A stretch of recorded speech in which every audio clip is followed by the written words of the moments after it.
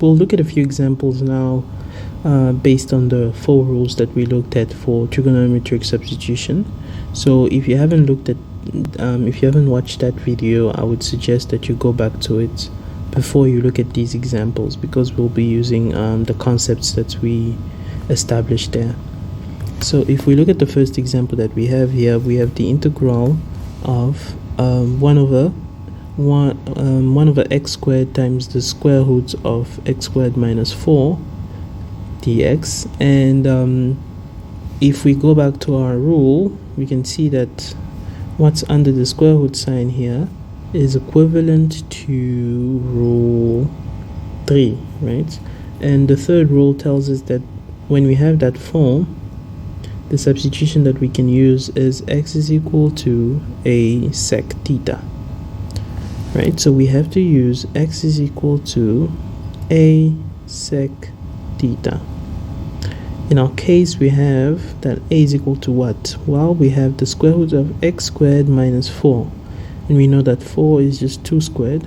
So our a is just 2. So we have x is equal to 2 sec theta. And therefore our dx is equal to 2 multiplied by 10 theta sec theta d theta, right? And therefore we have that x squared minus 4 is equal to what?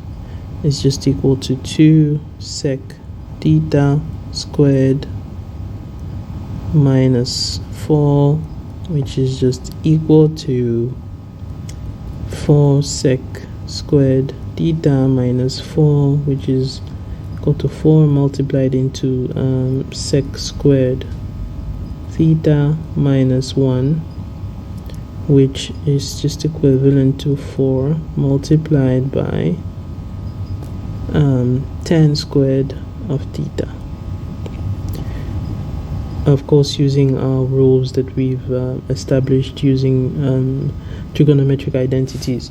So then if you use the substitution into the original integral, what do you get? So the integral becomes 2 tan theta sec theta d theta all divided by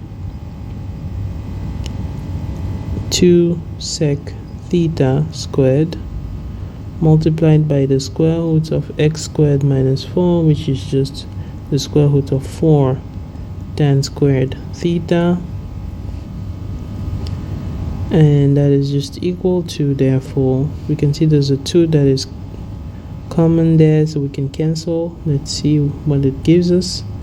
We have the 10, so let's just rewrite it first. So we have 2 tan theta sec theta divided by d theta here, divided by 4 sec squared theta multiplied by 2 tan theta.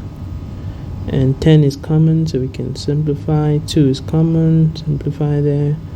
We have a sec that's common as well, so we can simplify. And then we have the integral, therefore, of d theta divided by 4 sec theta.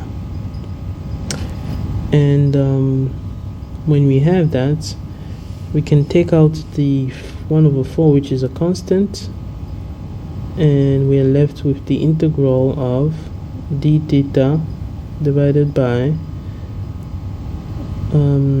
we know that sec is just 1 over cos, so divided by 1 over cos theta, and this is equivalent to 1 over 4 multiplied by the integral of cos theta d theta, which is just equal to 1 over 4 multiplied by sine theta plus c. Obviously, we'll go back to our original expression in terms of x. So we have 1 over 4 multiplied by sine of what? What is theta? Well, we know that x is equal to 2 sec theta. So theta is just therefore equal to sec inverse of x over 2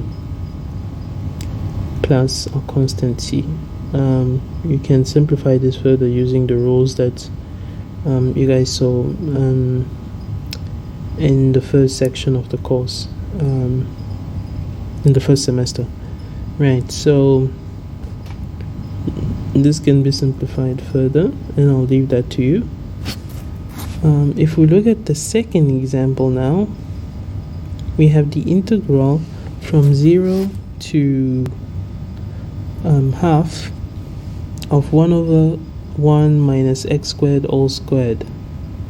And we can rewrite this as the integral from 0 to half of dx divided by the square root of 1 minus x squared to the 4. Right?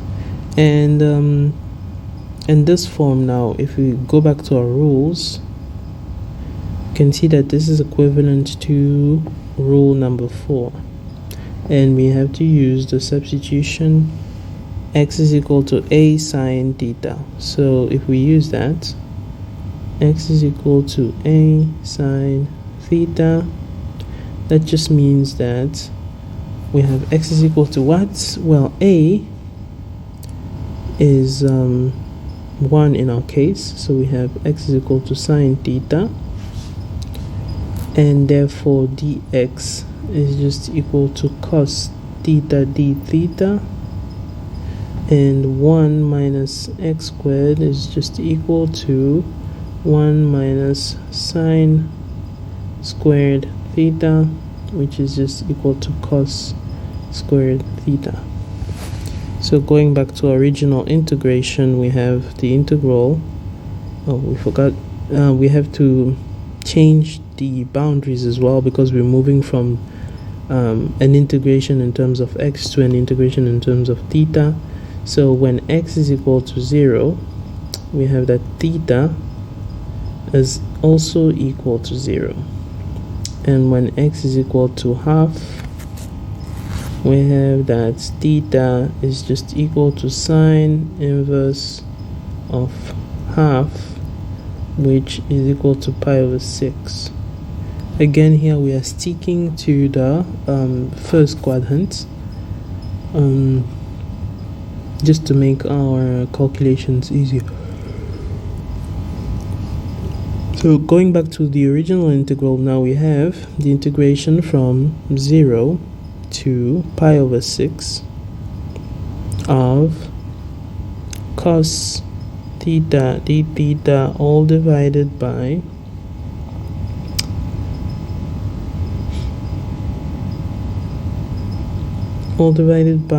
cos theta to the 4. Right, and this can be simplified to be equal to the integral from 0 to pi over 6 of d theta divided by cos cubed theta d theta, and that this is just equal to, therefore, the integral from 0 to pi over 6 of d theta divided by 1 over,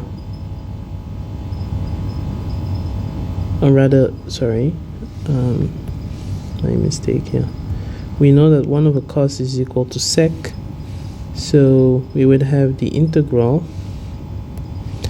from 0 to pi over 6 of just sec cubed theta d theta, which we can solve using reduction formulas, which we'll look at in future videos. But basically the final answer that one should get is, after doing the substitution and plugging in the values of the limits, we should get the final answer to be 1 over 3 plus 1 over 2 ln of the root of 3. Now we'll come back to these problems that use the reduction formula. So we'll look at a few reduction formulas to understand what this actually means in future videos. But just bear in mind that what is used here to solve this particular problem is the reduction formula, right? So